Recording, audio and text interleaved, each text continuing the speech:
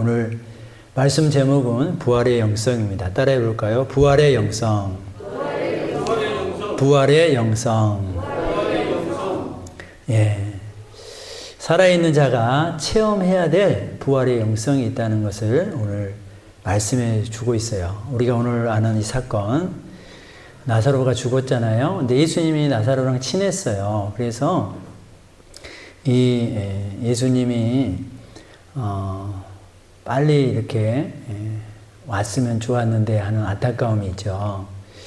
자, 예수님과 친했던 나사로가 이제 죽어가고 있다는 소식을 듣고 예수님이 빨리 왔으면 좋을 텐데 예수님이 오히려 우리 앞에 부분은 읽지 않았지만 이틀을 더 늦게 옵니다.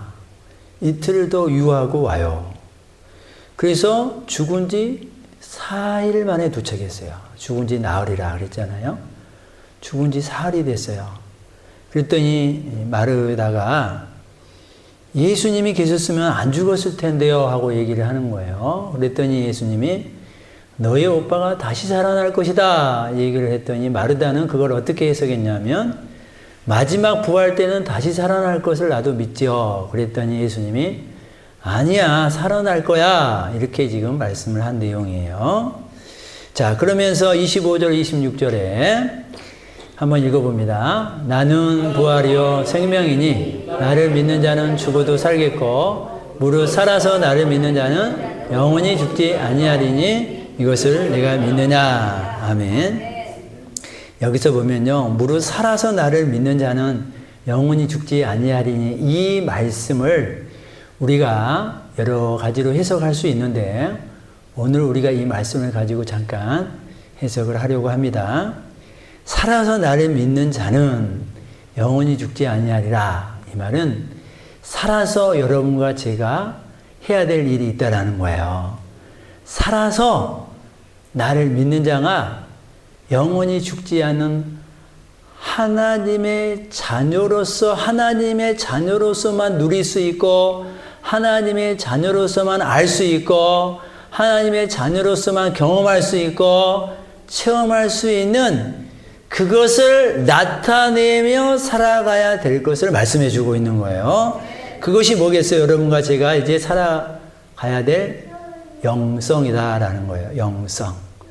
자, 그래서 지금 살아있는 사람, 지금 당시에 마르다, 그리고 마르다의 주변에 많은 사람들, 그죠?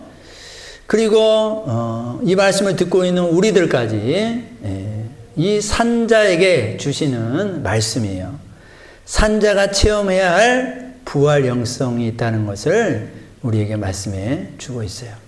그래서 여러분과 제가 이제 이 땅을 살아가는 저와 여러분들에게 먼저는 부활의 능력을 체험하고 그 다음에 부활을 살아내야 되고 그 다음에 부활을 실행하는 삶을 우리에게 주셨다라는 것을 잊지 않기를 주의 이름으로 축원드립니다.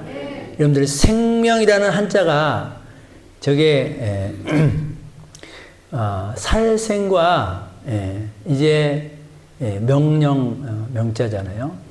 살아갈 것을 명령하고 있는 거예요. 살아갈 것을. 그러니까 이 땅에서 하나님의 사명을 이루고 살아가라라는 거예요. 비실비실하게 살지 말고 이 땅의 죽음이 끝인 걸 아는 것처럼 살지 말고 이 땅에 조금 힘든 일이 있으면 절망해서 고개 숙이면서 살지 말고 살아있는 자가 누려야 될 그 영성을 가지고, 근데 그 살아있는 자가 누려야 될 영성이 뭐냐면 부활을 믿음으로 살아가는 그 영성을 가지고 살아가라 이거예요. 그래서 앞에 부분에 나는 부활이요 생명이니 이렇게 말씀하고 있잖아요. 나는 부활이요 생명이니, 그러니까 이것을 믿는 너희들은 이제 죽어도 살겠고 무릇 살아서 나를 믿는 자는 이 영성에서 싱싱하게 살아내야 된다. 이 말씀을 해주고 있는 거예요.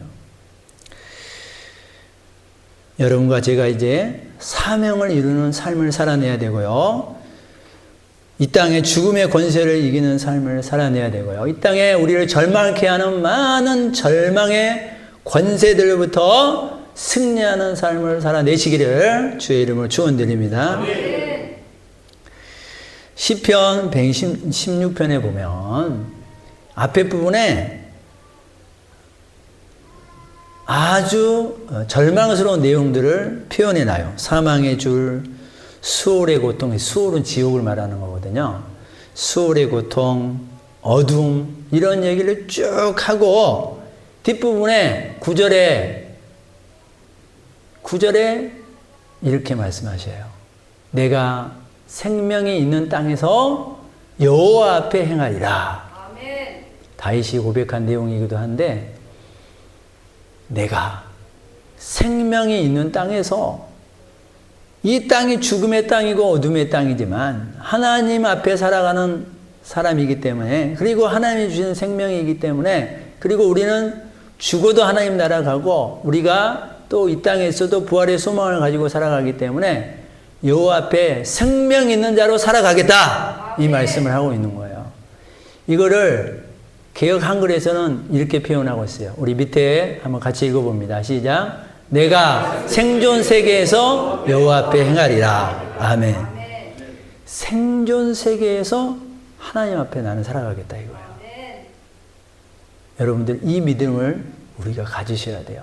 여러분들 이 땅의 흐름, 이 땅의 세상적인 가치관, 이 땅에 유행하는 모든 흐름들을 뒤로 하고 우리는 하나님 앞에 하나님이 내 앞에 계시는 것처럼 내 눈앞에 살아서 나를 바라보시고 계시는 그거를 늘 생각하면서 여호와 앞에 살아가시기를 주의 이름으로 축원드립니다.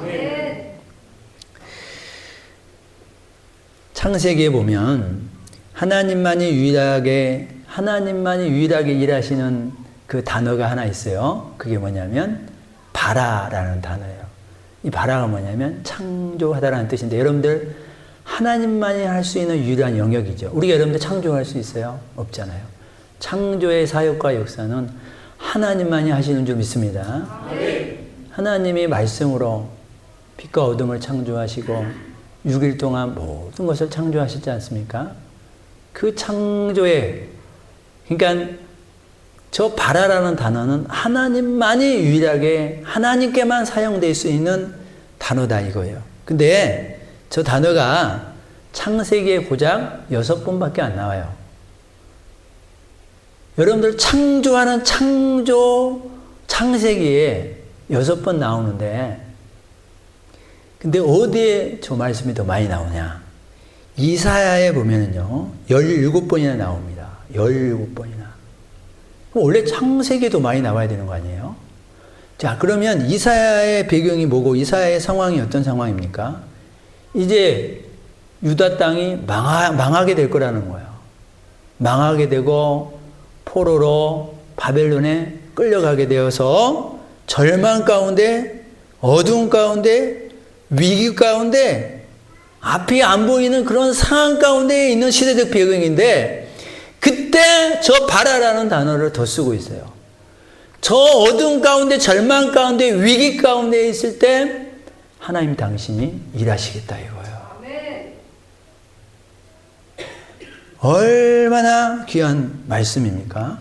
그러니까 이것이 부활의 영성을 가지고 살아가야 될 귀한 소망인 줄 믿습니다. 그러니까 어두우면 어둘수록 있잖아요. 하나님이 더 일하신다 이거예요. 우리는 절망의 시간이 많아지고 어둠의 시간이 많아지면은 우리도 같이 절망하고 우리도 같이 어두워지잖아요. 근데 하나님은 오히려 하나님이 일하시기 좋은 부활의 확실성, 창조의 확실성이 더해진다는 사실 또한 잊지 않기를 주의 이름으로 축원드립니다. 그러니까 여러분들 보세요. 죽음이라는 것이 있어야지 부활이라는 어떤 일을 하게 되는 거잖아요. 죽음이라는 게 없으면 부활이라는 일을 어떻게 해요? 어둠이라는 어떤 상황과 현상이 있어야지 그 어둠을 빛으로 바꾸는 역사와 사역을 할 거 아니에요? 위기라는 어떤 상황이 있어야지 그걸 해결 안 받는 어떤 은혜와 역사가 있게 된다라는 거예요. 그러니까 사랑하는 성도님들 보세요. 얻으면 얻을수록 절망이 더 깊으면 깊을수록 이제 하나님의 저 바라의 사역이 더 하나님이 그 사역을 할 수 있는 은혜와 능력이 더 때가 가까워졌다는 사실도 잊지 않기를 주의 이름으로 축원드립니다. 아멘. 그러니까 여러분과 저의 삶에 이런 고난과 역경과 어려움이 점점 길어지고 힘들어지는 그런 상황이 있다면, 이제 하나님의 능력이 나타날 더 좋은 상황이구나 라는 것도 여러분들이 믿으면서 그 하나님께서 이제 역사해 주시고 회복해 주시고 치료해 해 주실 것을 믿고 나아가시기를 주의 이름으로 축원드립니다. 끝이라는 상황이 오히려 하나님은 더 능력을 행하기에 좋은 상황이라는 것을 우리가 잊지 않을 때 우리는 절망을 소망으로 어둠을 빛으로 우리 하나님이 이끌어 주실 것을 바라보고 믿고 나아가는 여러분과 제 믿음이 되시기를 주님의 이름으로 축원드립니다.